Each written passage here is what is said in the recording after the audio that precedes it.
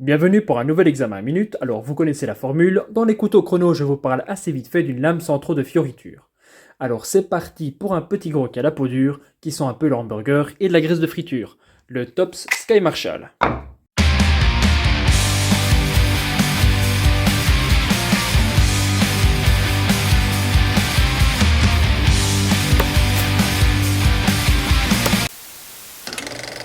Pour commencer, si vous ne connaissez pas Tops, eh bien je vous invite cordialement à visionner les 1001 revues que j'ai déjà réalisées sur les couteaux de cette marque que j'adore.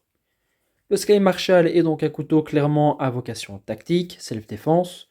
Le nom d'ailleurs Sky Marshall fait référence à des agents fédéraux américains. Ceux-ci ont pour mission de voyager incognito à bord de vols commerciaux afin d'intervenir en cas de tentative de détournement. On peut dire que cette profession a eu le vent en poupe après les attaques de 2001, avant de petit à petit retourner un peu dans l'oubli. Alors, est-ce que ce couteau est spécifiquement destiné à ces professionnels?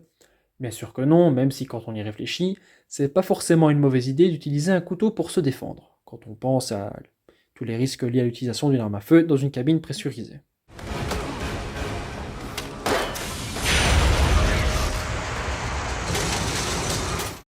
Nous avons donc une forme de lame Tanto, une construction plate semelle, l'acier c'est du 10,95 comme d'habitude chez Tops.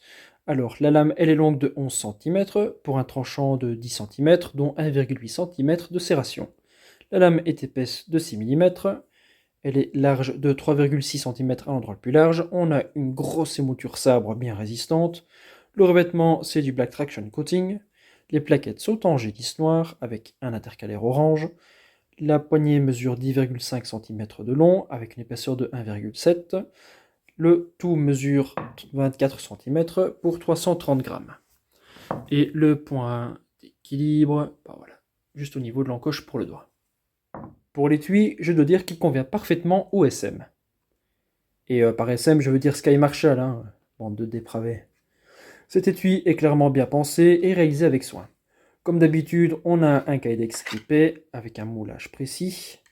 Donc ça offre une bonne rétention, hein, malgré le poids du couteau, on pourra quand même le porter manche vers le bas, bon, tant qu'on ne commence pas à faire des triples sauts périlleux. L'étui est aussi très silencieux, chose aussi appréciable si on ne veut pas alerter un adversaire ou un morceau de saucisson avant de lui plonger dessus. Bon, petit défaut par contre, eh bien, ça cache une partie du manche, donc c'est pas top pour un usage défensif, malheureusement. Pour le port, là non plus, pas beaucoup d'options, outre le clip en acier rotatif, même si j'aime beaucoup ces clips, je les trouve assez pratiques. Ils sont de bonne qualité, et voilà, ça permet de tourner le couteau à 360 degrés. Donc voilà, mais bon, il n'y aura pas de compatibilité avec d'autres systèmes. Donc Tech-Lock, Moloch, tout ça, vous pouvez oublier. Avantage, vu la taille relativement courte de la lame, c'est que certains pourront même facilement le porter de façon discrète en inside ou à l'extérieur sous une veste. Et pour info, voilà, c'est vraiment le même système que sur le Black Rhino par exemple. Au niveau de son usage, eh bien pas de secret, c'est un couteau qui a zéro finesse, zéro subtilité. Il est optimisé pour planter et pour servir de mini pied de biche. Bon, c'est un peu comme mon Black Rhino en somme. Il saura toutefois être raisonnablement efficace en forêt comme couteau d'appoint, mais ce ne sera pas sa grande force. L'ADN du Sky Marshall, ça reste le combat, la défense, donc l'idéal si vous êtes un pro dans la sécurité. Sa pointe saura résister à toute épreuve, elle devrait savoir traverser pas mal de couches avant d'arriver à de la chair palpitante.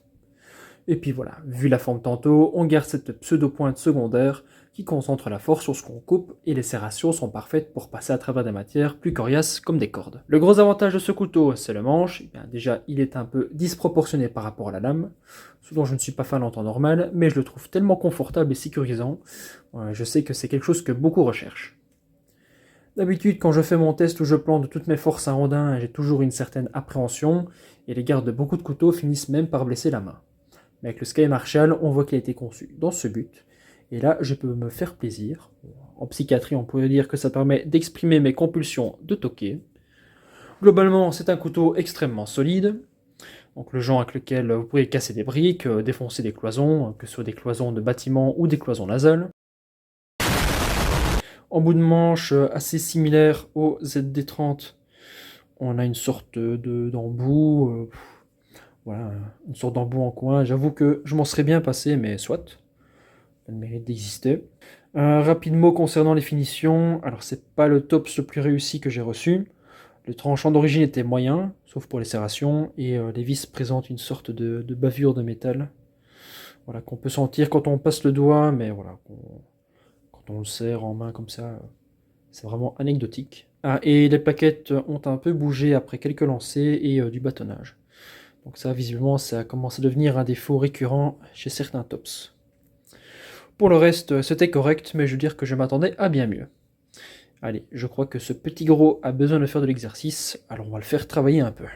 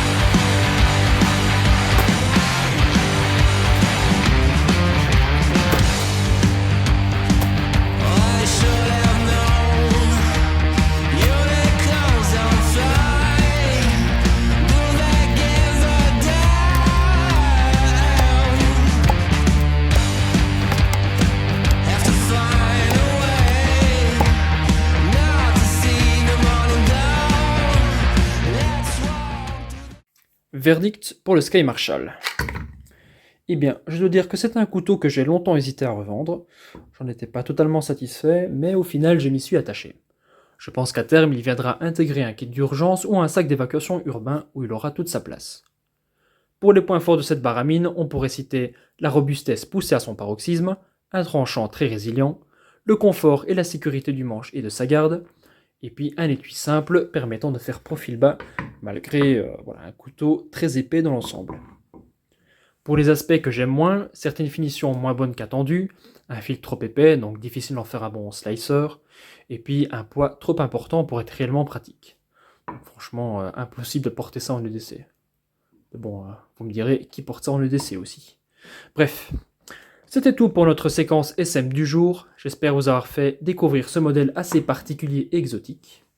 En tout cas, ça me fait toujours plaisir d'entendre vos retours en commentaire. Et puis, n'oubliez pas de vous abonner, la cloche, le like, tout ça. Comme d'hab, faites tout pour devenir plus résistant, plus résilient, plus difficile à vaincre. Et puis, à la prochaine. Ciao.